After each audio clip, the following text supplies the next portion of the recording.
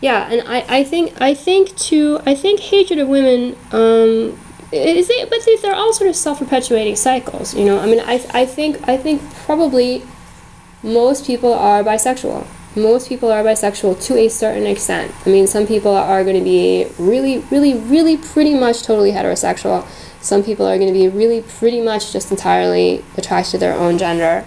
And then most people would be kind of, I don't know, is the phrase along the gradient? You know, various degrees of being in the middle, right? So am I gonna hazard a guess about what the actual percentages are? I'd really rather not. I would rather not, right? I don't think I have enough like empirical data to be able to do that.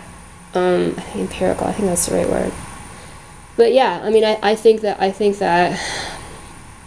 homosexuality, homosexuality, yeah, I think it's much more prevalent than has been acknowledged, at least in our society, in American society. And I feel like it's probably just something that's been, it's just, if you take adult men, right, who have had the power really for quite a long time anyway, right, and then you not only tell them that they can't, and you do this with anyone, any human being, anyone at all, right? If you don't, or any creature, anything, and you don't let it be what it's supposed to be, you're gonna get a bad reaction, right? I mean, resentment is a primary reaction, but I think there's a lot of layers to what has happened. I think in terms of American society, I think in particular, it's kind of a young country. It's kind of a young country in terms of being of European origin, right? I mean, most people are kind of European origin here. In the sense, well, at least the dominant culture is, right? And then most people who are also not white have still grown up here, and so their attitudes are influenced, at least to a certain extent, by the country itself. And being in its own way kind of isolated from the rest of the world, you know, for the few hundred years that it's been here, in the form that it has grown into. I think, you know, you can kind of understand it. You can just kind of understand it. How is it a good thing? No. You take men, you know, a number of whom have been are homosexual, a lot of people, right? And make them date and marry women. Who's going to be happy that way, right? If it's not really what they want, or make them only date and marry women, right? It's like, it's really I think just tragic, really tragic. You know, they're not happy, the women aren't happy. Women don't know why, you know, men don't really know why, although of course, you know, if some of them may have had some self-awareness, some of them may have just had serious resentment that they didn't know the source of.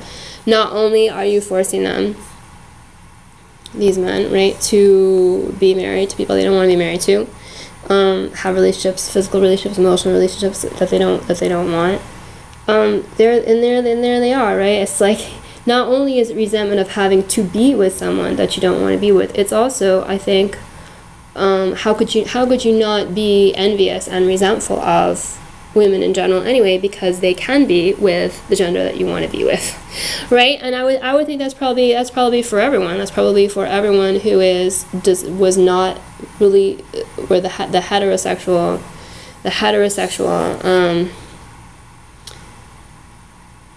mandate, is that the word? The insistence on totally heterosexual relationships, just, you know, they couldn't find a way to live within it and be happy that way. You know, I think there's a lot of resentment, a lot of unhappiness, a lot of envy of the other gender for, you know, just for the fact that they can be with the person that you be with the person of the gender that you would prefer to be with, and yet you can't. You feel you can't. You think there's something wrong with you. You're being told there's something wrong with you. It's not even just classified as a mental illness. It's even illegal. All of those things, right? I mean, it's just. By the way, none of this applies to having sex with kids. I mean, I know there have been people who have done all sorts of things, you know, trying to say, oh yeah, you know, pedophiles are just misunderstood. Well, you know, I do think it's important to understand pedophiles so that you can help them not be pedophiles, and so that you can prevent children from being their victims. I think that's why it's important to understand pedophiles, right? I'm sorry, but there is no parallel to be drawn between civil rights for anyone and allowing adults to have sex with children, or encouraging children to be hypersexual, with each other at the same age, or children of other ages.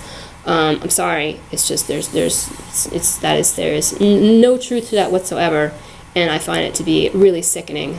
All the attempts to try to make it seem like that there's any sort of relationship to letting pedophiles be pedophiles and civil rights is just, I find the entire, there's nothing, I don't even know what to say. I get so angry.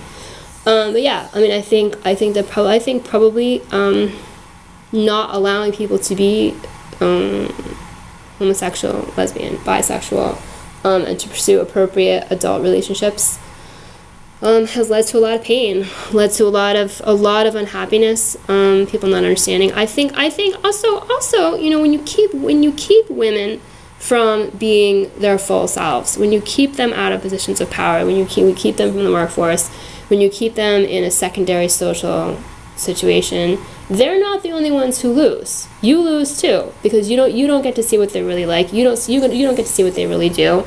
You deprive yourself of experiences that would make you respect them more, because of being able to see what they're able to do, see what they're like, see them at their full capacity as human beings. So, the more you prevent people from being able to grow into what they really can be, and the more you force them to inhabit the stereotype you inflict on them, the more reasons, of course, artificially created reasons, you're gonna find to despise them, right?